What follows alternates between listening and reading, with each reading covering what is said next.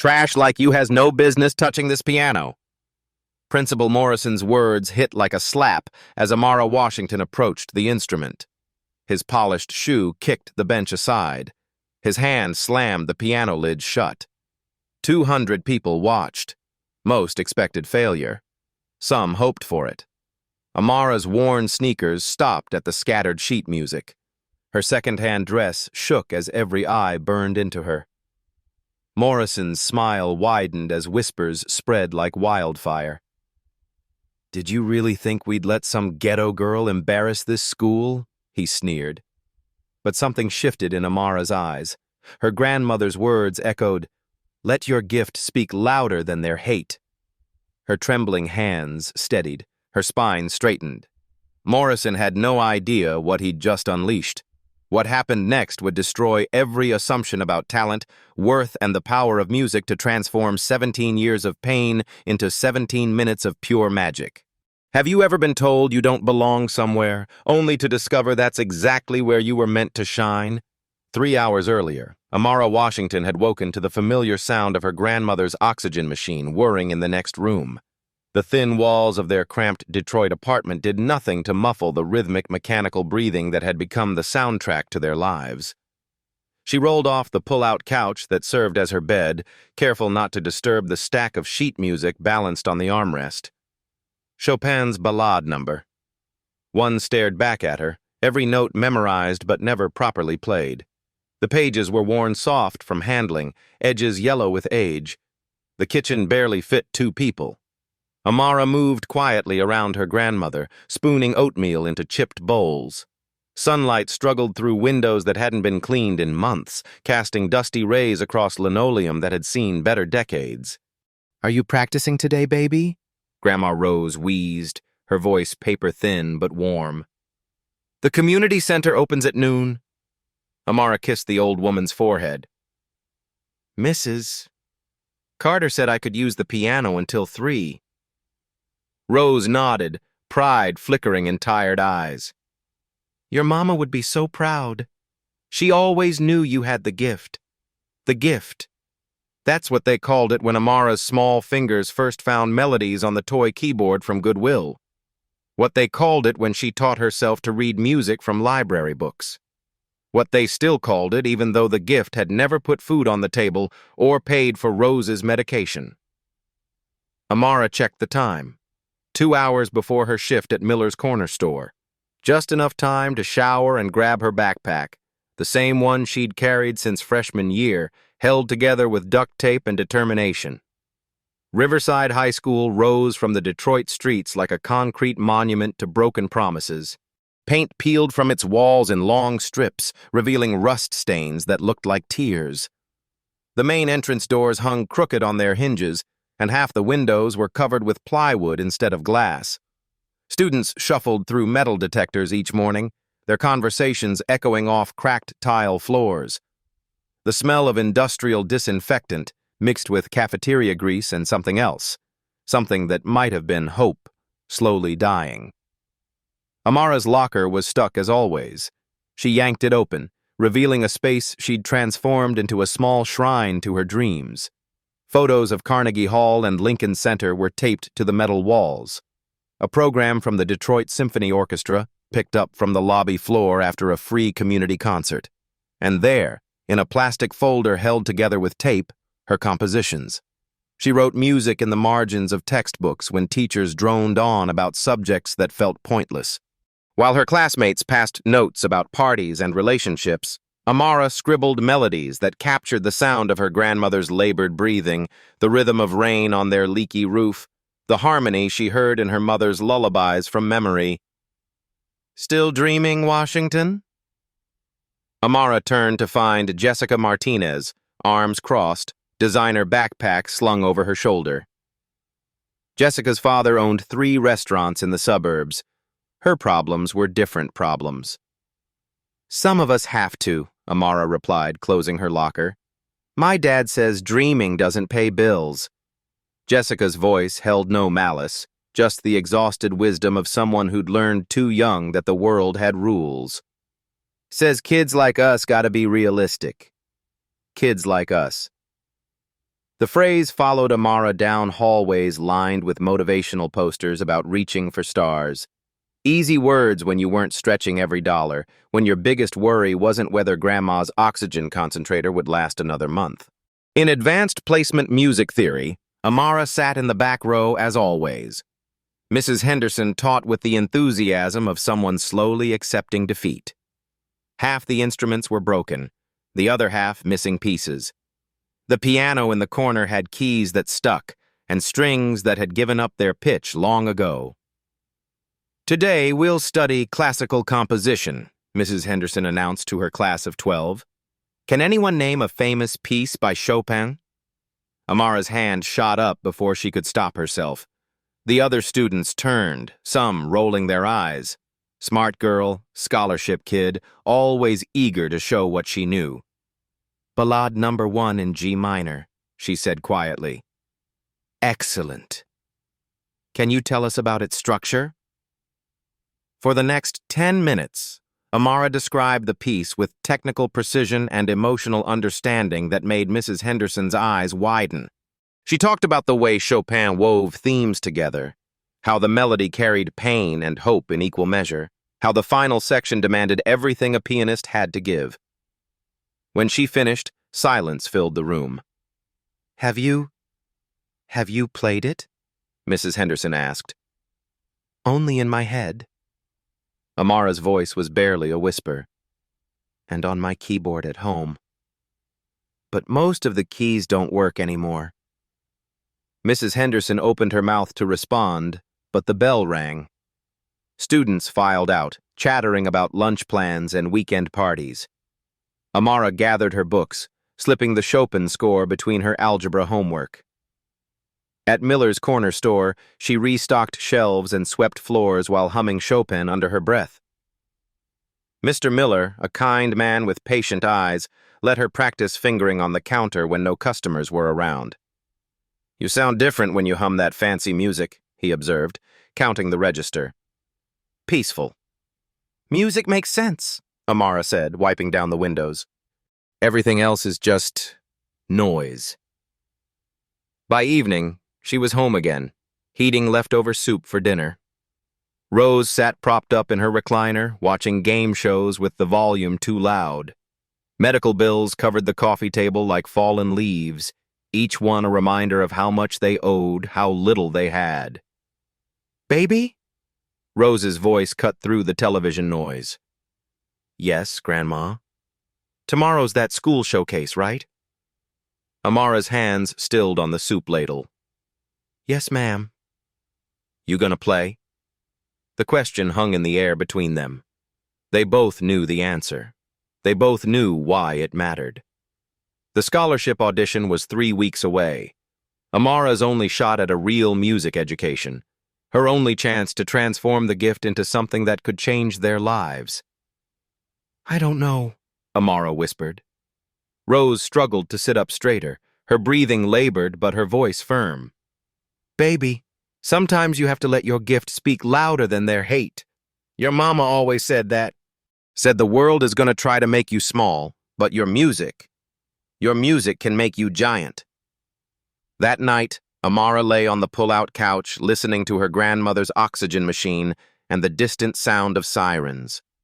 She held the Chopin score against her chest, feeling the weight of 17 years of dreams pressed between those worn pages. Tomorrow, she would have to choose between safety and possibility, between silence and the risk of being heard. Principal Richard Morrison arrived at Riverside High each morning in his spotless silver BMW, parking in the space marked, "Reserved for Excellence." The license plate read, "Achieve One," a reminder to everyone that success could be measured, displayed, owned. He stepped from the car in his pressed navy suit, Italian leather briefcase in hand. The contrast was deliberate. While students trudged through metal detectors in second-hand clothes, Morrison glided past in fabric that cost more than most families spent on groceries in a month. His office occupied the school's prime real estate, corner windows offering views of the Detroit skyline, walls lined with awards and photographs. Morrison shaking hands with senators, Morrison cutting ribbons at suburban school openings, Morrison accepting recognition from the Excellence in Urban Education Foundation. The centerpiece was his mahogany desk, spotless except for a single nameplate that read, Principal Richard Morrison, M.E.D., bringing excellence to every corner. Behind it hung his degrees from prestigious universities, each one matted and framed with precision. Morrison had spent 15 years climbing the educational ladder. First as a teacher in comfortable suburban districts, then as an assistant principal, where parents drove luxury cars and students took piano lessons for granted. Riverside High was supposed to be a stepping stone, 2 years of urban experience to round out his resume before moving to a district that matched his ambitions. But 2 years had become 15, and Morrison had learned to find satisfaction in being the biggest fish in a small, struggling pond. His morning routine never varied. Coffee from the expensive machine in his private break area, never the burnt sludge from the teacher's lounge. A review of test scores, attendance reports, disciplinary actions. Then he walked through the hallways, observing his domain. Morrison moved through the school like a general inspecting troops. Students stepped aside when they saw him coming, conversations dying mid-sentence. Teachers straightened their postures, suddenly remembering lesson plans they hoped he wouldn't question. Excellence requires standards, he often told new staff. Standards require boundaries. Some students will rise to meet them. Others. He would pause, letting the implication hang. Others need to understand their limitations. His inner circle reflected his philosophy perfectly. Vice Principal Janet Walsh, a nervous woman who agreed with everything Morrison said before he finished saying it. Department heads who'd learned that questioning his vision was career suicide. And the Parent Booster Club, 3 wealthy families whose children attended Riverside through open enrollment, bringing their suburban dollars and expectations with them. We can't lower the bar just because some students can't reach it, Morrison explained to them during monthly meetings. That's not compassion. That's enabling mediocrity. The parents nodded, writing checks for new computers in the advanced classes, while the general population made do with textbooks held together with tape. Morrison reserved his deepest disdain for what he called misplaced artistic ambitions. The drama club reduced to performing in the cafeteria because the auditorium was deemed too expensive to maintain. The art program cut to 1 part-time teacher who brought her own supplies. And the music department, where Mrs. Henderson struggled with broken instruments and shrinking enrollment. These children need practical skills, Morrison told the school board. Job training. Basic literacy. We can't waste resources on creative pursuits that won't serve them in the real world. Yet he'd preserved the showcase tradition, not out of support for the arts, but because it served his purposes. The annual Excellence Showcase drew local media attention, featuring carefully selected performances that reflected well on the school's image. Morrison handpicked the participants, ensuring a safe display of acceptable talents. This year's showcase was particularly important. The district superintendent would attend, evaluating Morrison's performance as he angled for a promotion to central administration. A smooth, controlled event would demonstrate his leadership capabilities. But Morrison had noticed disruptions to his carefully ordered world. Students lingering near the music room during lunch, whispered conversations about someone who could really play. And yesterday, Mrs. Henderson had mentioned a student request for showcase participation, a request he'd immediately dismissed. Amara Washington? Morrison had scoffed. The girl from the projects? Janet, we've discussed this. We can't have those students embarrassing themselves and the school. It's not kind to give them false hope. Janet Walsh nodded quickly. Of course, Mr. Morrison. I'll speak to Mrs. Henderson. But rumors traveled faster than administrative memos. Morrison heard fragments, whispers about Chopin, about technical mastery, about a performance that could challenge assumptions. He dismissed them as typical teenage exaggeration, but a small irritation gnawed at him. The showcase would proceed as planned. Safe performances, appropriate students, controlled outcomes. Morrison would deliver his opening remarks about excellence and standards. Parents would applaud politely, and his path to promotion would remain clear.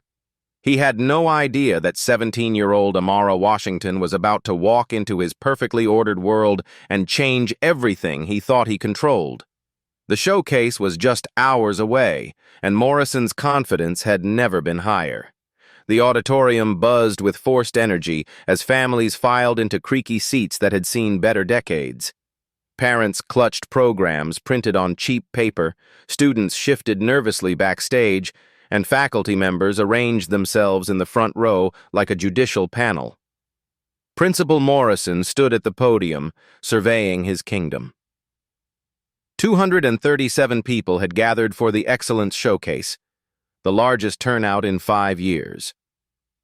Local news reporter Sarah Carter sat in the third row, her cameraman adjusting lighting for what they hoped would be an uplifting community story. In the back corner, almost invisible among the crowd, sat Rose Washington in her wheelchair. The oxygen tank beside her chair drew curious glances, but her eyes remained fixed on the stage where her granddaughter might, or might not, get her chance. Morrison tapped the microphone, his voice carrying that particular tone of authority mixed with benevolence. Welcome, families, to Riverside High's annual celebration of achievement. Tonight, you'll witness the results of hard work, dedication, and appropriate expectations. The first performances unfolded exactly as planned.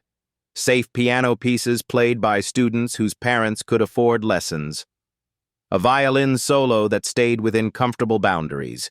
A poetry reading about following dreams, generic enough to offend no one, inspire few.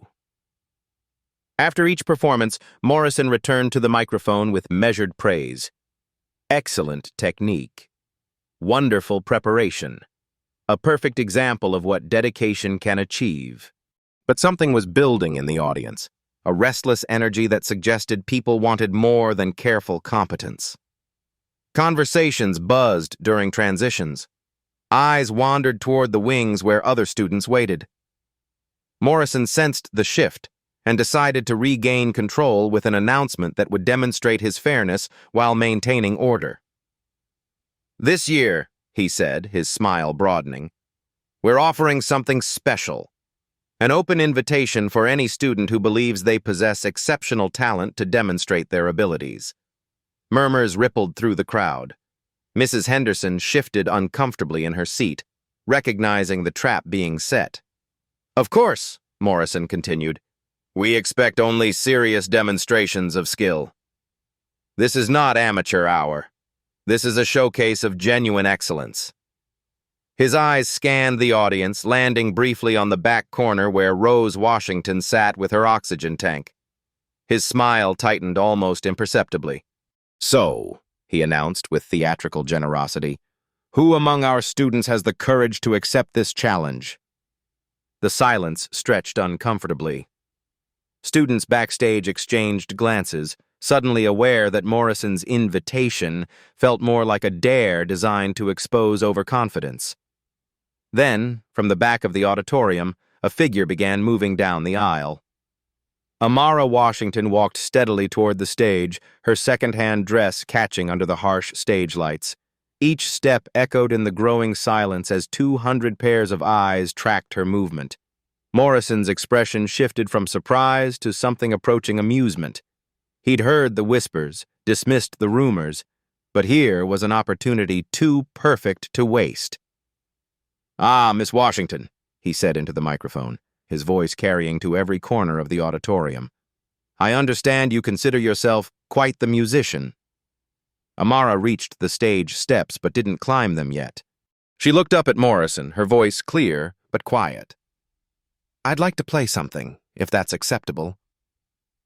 The formality of her response caught Morrison off guard for a moment, but he recovered quickly. Of course, of course. We're always eager to discover hidden talents. The way he said hidden made several audience members shift uncomfortably. But Morrison was just getting started. Tell us, Miss Washington, What piece have you prepared? Something from your musical background? The pause before musical background carried enough weight to make the racial undertones unmistakable. In the front row, Mrs. Henderson closed her eyes briefly, recognizing the cruelty unfolding. Chopin's Ballade number. 1 in G minor, Amara replied. A ripple of surprise moved through the crowd. Even Morrison's confident expression flickered. He knew enough about classical music to recognize the technical demands of that particular piece. Chopin, he repeated slowly. That's quite ambitious. Are you certain you wouldn't prefer something more suited to your experience? But Amara was already climbing the steps. Each movement is deliberate, unhurried. She reached the piano and stood beside it, waiting. Morrison realized he'd reached a crossroads. He could end this now, make some excuse about time constraints or appropriateness.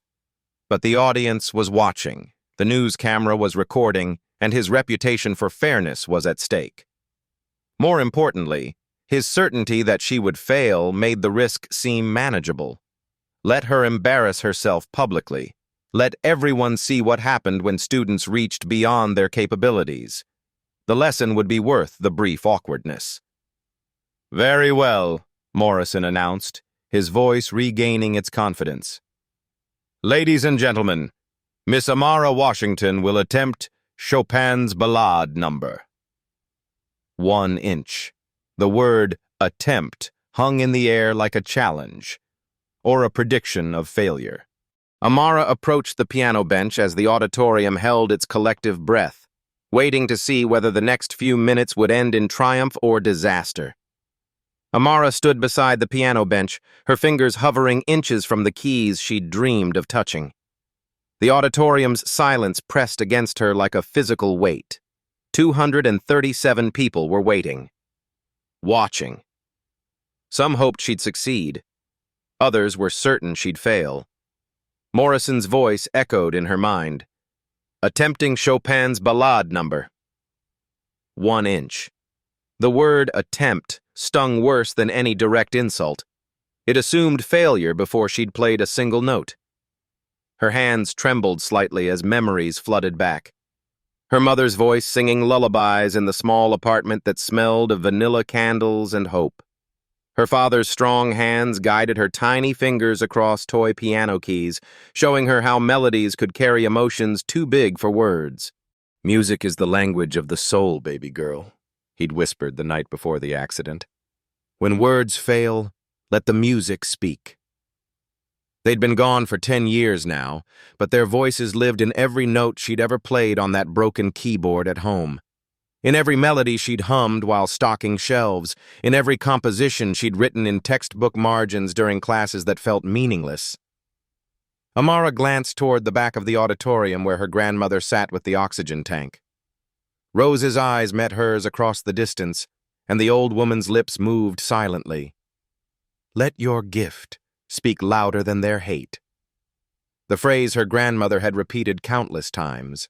The words that had carried Amara through nights when the electricity was shut off, when there wasn't enough food, when the weight of being poor and black and forgotten felt too heavy to bear.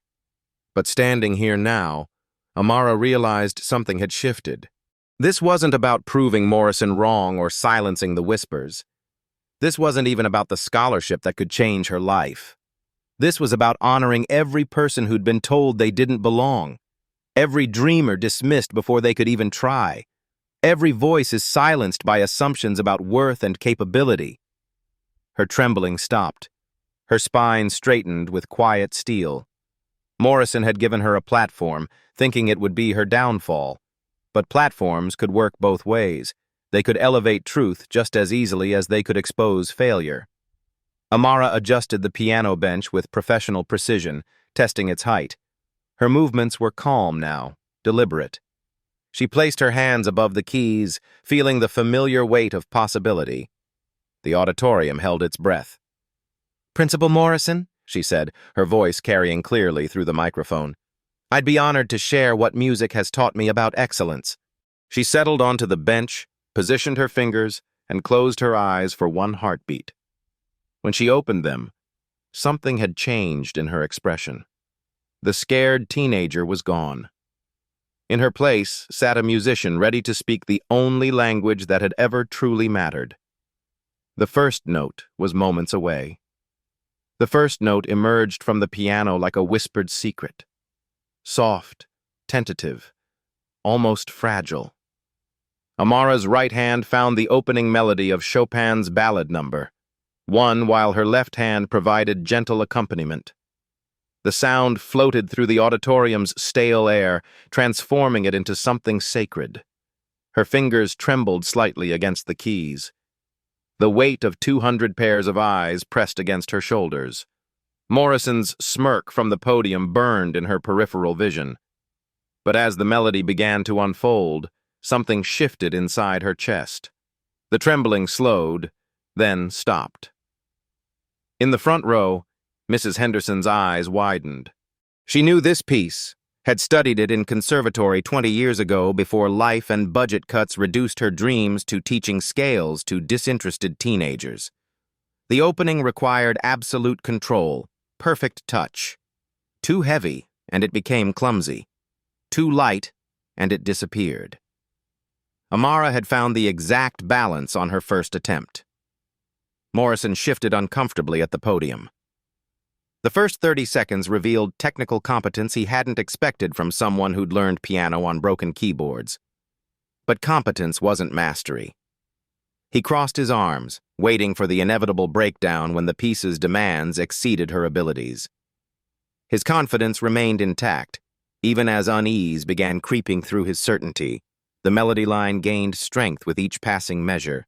Amara's touch grew more assured, her posture straightening as muscle memory took control. She'd played this piece thousands of times in her mind, her fingers moving across imaginary keys while she swept floors at Miller's corner store. Now, with real strings vibrating beneath her touch, the music came alive in ways she'd only dreamed. Students in the back rows stopped whispering. Parents checking their phones slowly lowered their devices. Something was happening that demanded attention, though many couldn't yet identify what made this performance different from the careful competence they'd witnessed earlier. The music entered its first development section, where Chopin wove the main theme through increasingly complex variations. Amara's left hand began its intricate dance across the lower registers while her right hand spun melodic gold in the treble.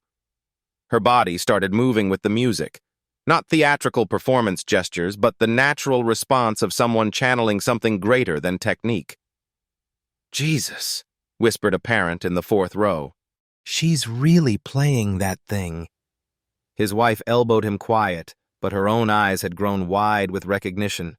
She'd taken piano lessons as a child, knew enough to understand that what they were witnessing required years of serious training. Where had this girl learned to play like this? Morrison's confident expression began developing hairline cracks. This wasn't the embarrassing failure he'd orchestrated to teach lessons about knowing one's place. This was something else entirely, something that made his carefully controlled showcase feel suddenly small and artificial by comparison. Behind him, Mrs. Henderson gripped her program until it crumpled in her hands. She recognized not just technical skill, but musical intelligence that couldn't be taught. Amara understood the architecture of Chopin's composition, the way each section built toward the next, how the themes developed and transformed. This wasn't memorization. This was interpretation at the highest level. The piece moved into its stormy middle section, where Chopin's genius demanded everything a pianist possessed. Rapid scales cascaded like waterfalls through treacherous key changes. Complex harmonies shifted like tectonic plates beneath the melody line. Lesser pianists broke here, their technique crumbling under pressure, their interpretations becoming mechanical survival exercises. Amara's hands flew across the keys with supernatural accuracy. Every note crystal clear, every rhythm precise as clockwork. But more than technical mastery, she brought emotional intelligence to each phrase that transformed notes into language. The storm in the music wasn't just marks on a page. It was every night she'd fallen asleep to her grandmother's labored breathing. Every morning she'd woken knowing bills would come that couldn't be paid. Every day she'd walked through school halls where dreams were luxuries she couldn't afford. The pain poured through her fingers into Chopin's notes, transforming personal struggle into universal language that spoke to every heart in the auditorium. Jessica Martinez, who'd mocked Amara's dreams that morning, found tears streaming down her face without understanding why. The music spoke to something buried beneath her learned cynicism, the part of her that still believed beautiful things were possible, that talent could transcend circumstances, that hope wasn't always naive. 3 rows behind her, Marcus Johnson, star football player who'd never voluntarily listened to classical music, felt his chest tighten with emotions he couldn't name. The intensity in Amara's performance reminded him of the focus he brought to the game, the total commitment required to achieve something extraordinary. In the back corner, Rose Washington clutched her oxygen mask with shaking hands, watching her granddaughter transform 17 years of pain into 17 minutes of pure transcendence. Every sacrifice, every unpaid bill, every night they'd chosen between heat and electricity, all of it was being justified in real time through the language of music. The piece reached its quiet interlude, where Chopin provided brief respite before the final storm. Amara's touch became gossamer light, each note floating like a prayer across water. The melody lines sang with such vulnerability that the entire auditorium leaned forward unconsciously, afraid to breathe too loudly and disturb the spell she was weaving. This was the section that separated true artists from technical players. Here, in the quiet moments, a pianist's soul became visible. Amara's soul proved to be vast and deep, filled with beauty that poverty and prejudice had somehow failed to destroy. Morrison found himself genuinely listening for the first time all evening. Despite his prejudices, despite his carefully constructed assumptions about talent and worth, he couldn't deny what his ears were telling him. This wasn't just good. This was extraordinary. This was the kind of performance that belonged in concert halls, not high school auditoriums. His throat tightened with an emotion he didn't want to examine. For 15 years, he'd convinced himself that maintaining low expectations was kindness, that protecting students from disappointment was wisdom. But standing here, listening to Amara transform Chopin's masterpiece into something transcendent, he began to question everything he'd believed about potential and possibility. Mrs. Henderson had tears streaming down her cheeks. In 20 years of teaching music to students with broken instruments and broken dreams, she'd never heard anything approaching this level of artistry. Amara was playing at conservatory level, beyond conservatory level. She was playing with the emotional depth of someone who'd lived every note, who understood that music was life translated into sound. The final section approached like an inevitable storm on the horizon. Chopin's masterpiece built toward its climactic moments where technique and emotion had to merge completely, or everything would collapse into mechanical noise. This was where piano competitions were won and lost, where years of training either paid off or revealed their inadequacy. Amara's hands began the ascent toward the piece's highest peaks, her fingers navigating passages that would challenge any professional pianist. But she approached them without fear, with the confidence of someone who'd earned the right to attempt greatness. The music swelled, filling every corner of the auditorium with sound that seemed to come from somewhere beyond the piano itself. Parents who'd come expecting amateur student performances found themselves witnessing something that belonged in concert halls. Students who'd dismissed classical music as irrelevant discovered that Chopin could speak their language of struggle and hope and determination. Amara's entire body moved with the music now. Her shoulders swayed with the melodic lines, her head tilted toward the keys as if listening to secrets only she could hear. The piano responded to her touch like a living thing, every note singing with perfect clarity and devastating power. The crescendo built relentlessly, inexorably. Crashing chords in the left hand supported soaring melodies in the right. The technical demands would have defeated most professional pianists, but Amara navigated them with the confidence of someone who'd lived inside this music for years, who understood its architecture from the inside out. Sarah Carter, the news reporter, found herself crying openly, her cameraman capturing everything with hands that trembled slightly behind his lens. This was no longer just a story about a school showcase. This was documentation of something miraculous happening in real time. And then, just before the final triumphant cascade that would bring Chopin's masterpiece to its stunning conclusion, Amara did something that stopped every heart in the auditorium. She paused. 3 seconds of absolute silence. Her hands suspended above the keys like a conductor holding an orchestra in perfect tension. The entire auditorium held its breath. Even Morrison froze at the podium, his mouth slightly open, his certainty crumbling in real time. In that silence, everyone understood they were witnessing something rare and precious, something that would change how they heard music, how they saw talent, how they understood the power of human determination to transform pain into beauty. Amara's eyes opened. She looked directly at Morrison for one heartbeat that seemed to last forever. Then her hands descended for the final assault on Chopin's mountain peak. The music exploded like thunder breaking a summer sky. Every technical barrier shattered, every emotional wall crumbled. The piano sang with the voices of angels and roared with the power of storms.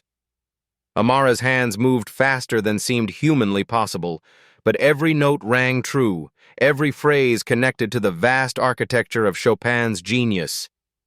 The final cascade began, dozens of notes tumbling like crystal rain, building toward the piece's ultimate resolution. Amara's right hand flew up the keyboard while her left hand provided a thunderous foundation. The music filled the auditorium completely, transforming cheap seats and cracked walls into Carnegie Hall. And then, with one final chord that seemed to contain every emotion that had ever existed, it was over. Amara's hands lifted from the keys.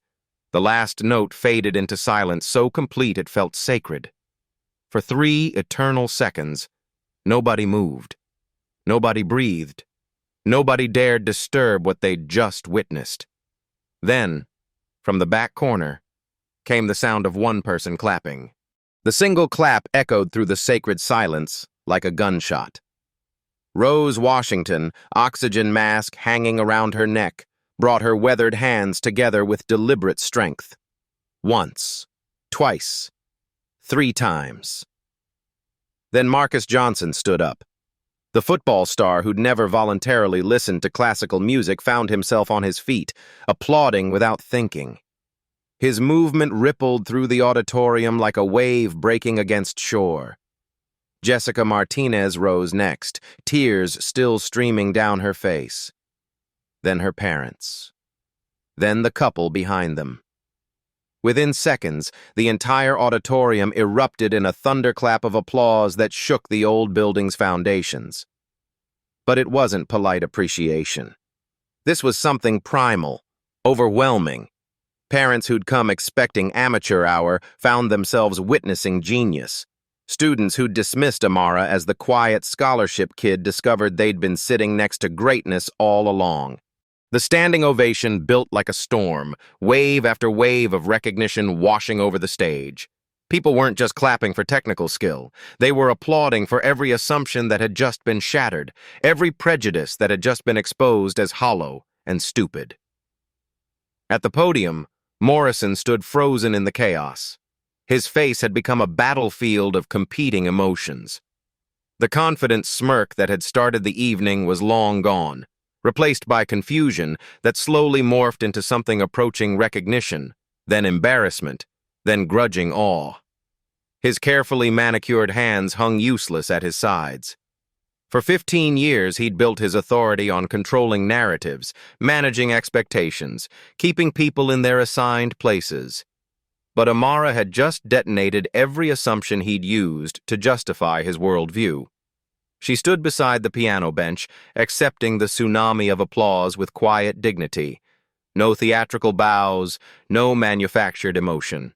Just a 17-year-old girl who'd spoken her truth in the only language that had ever made sense to her. Mrs. Henderson pushed through the crowd gathering near the stage, her face radiant with pride and vindication. Behind her came parents who'd never spoken to Amara before, students who'd treated her as invisible, teachers who'd underestimated her potential.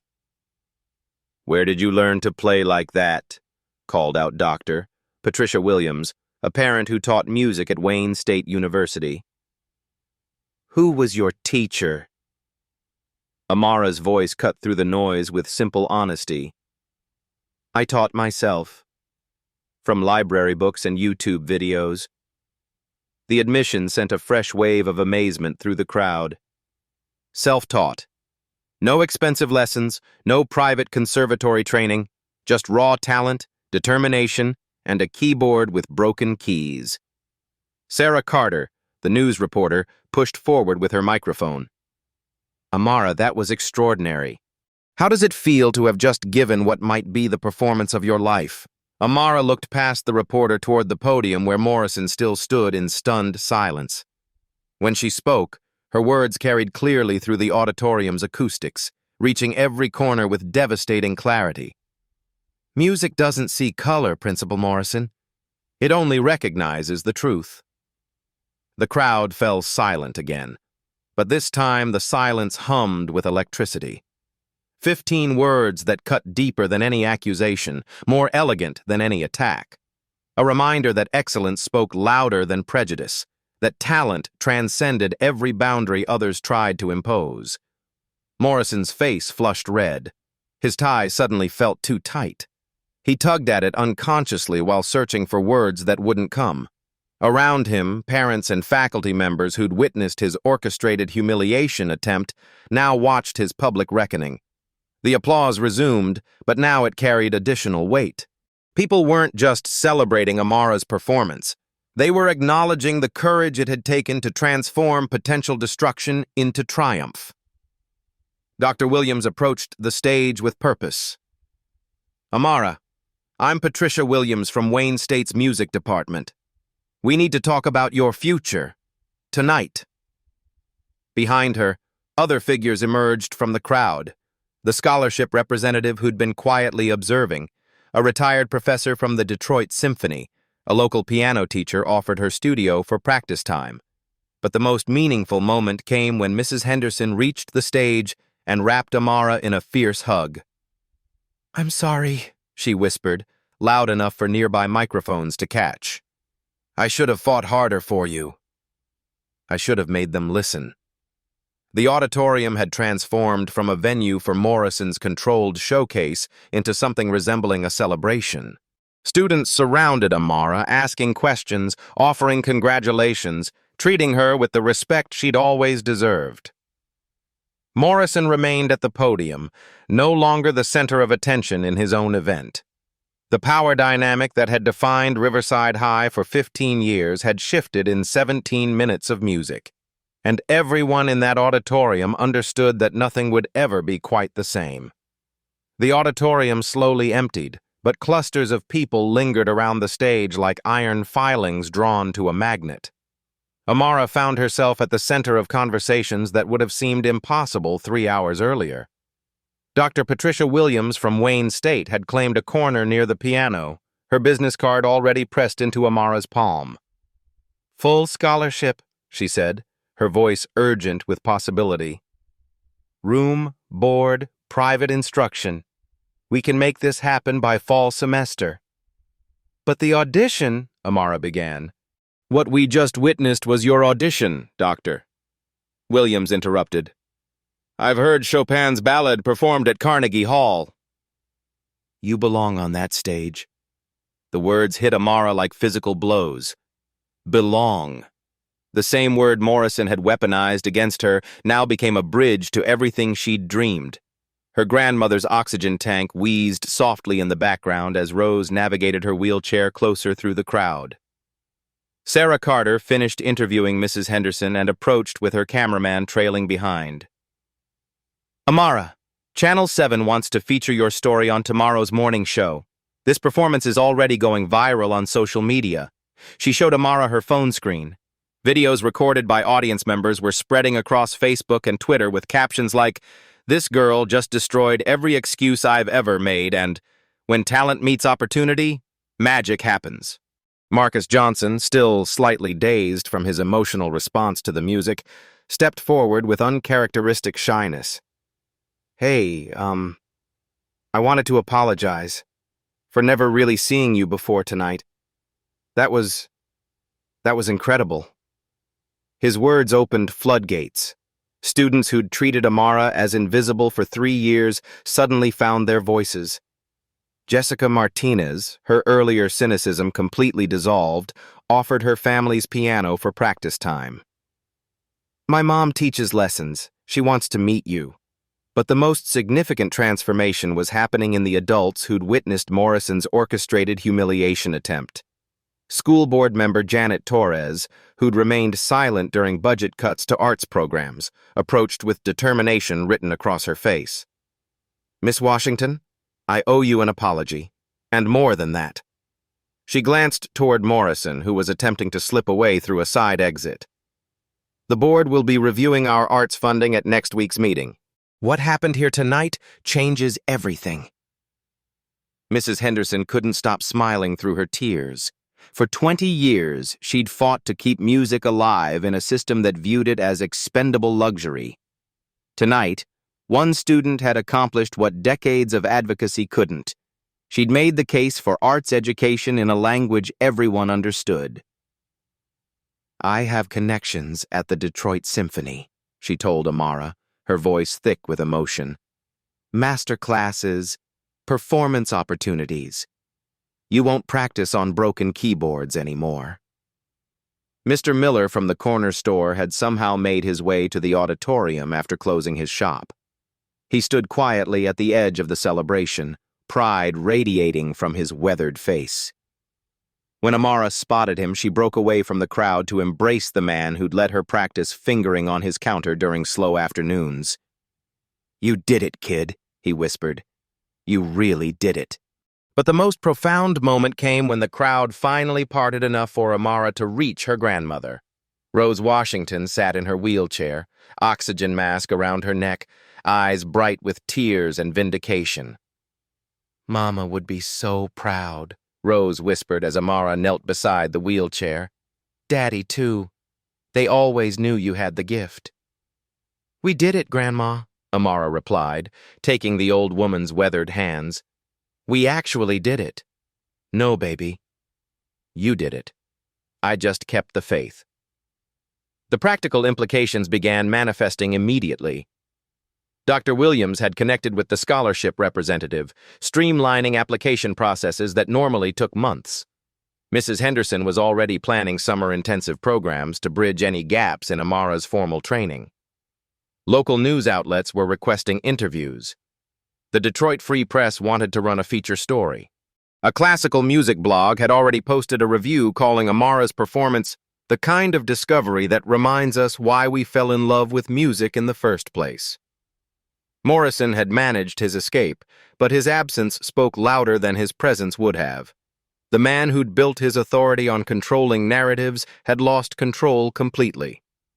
By tomorrow, his orchestrated humiliation would be remembered as the moment he revealed his own limitations rather than exposing Amara's.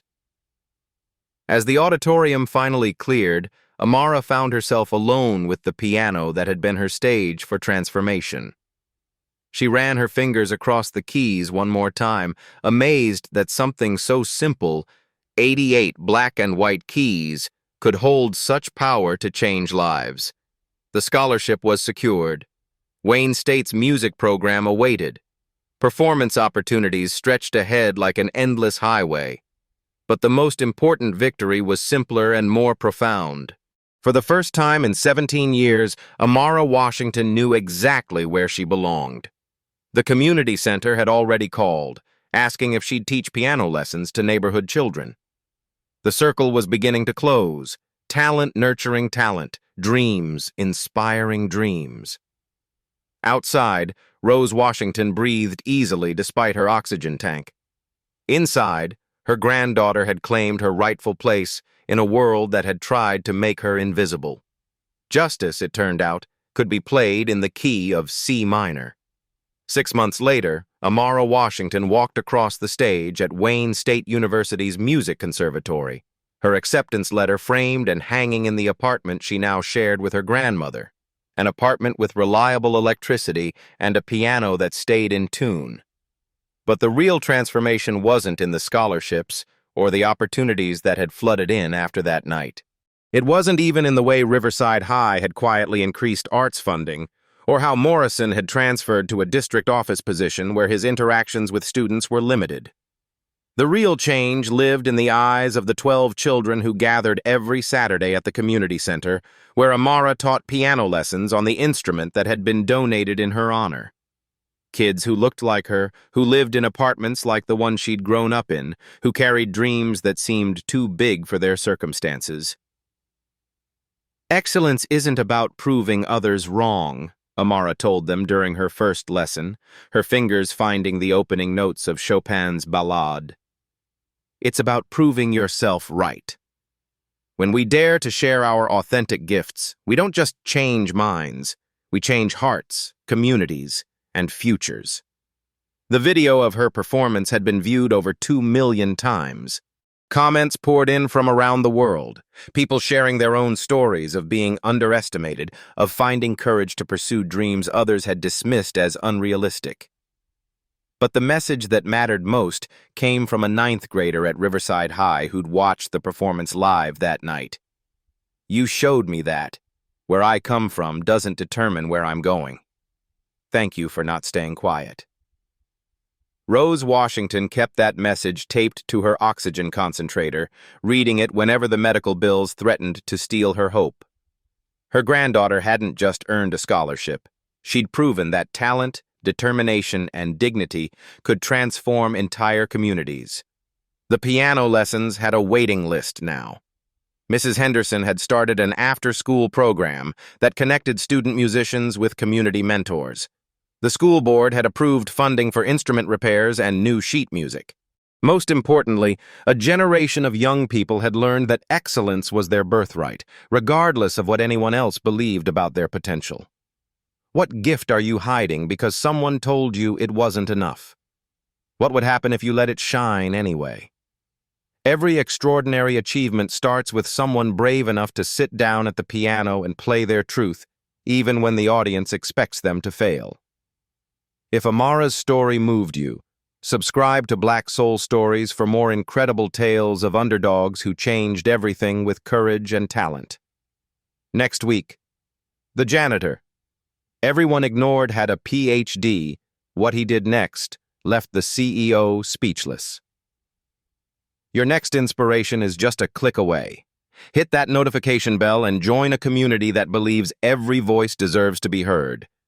Because sometimes, the most powerful performances happen when someone tries to silence you completely.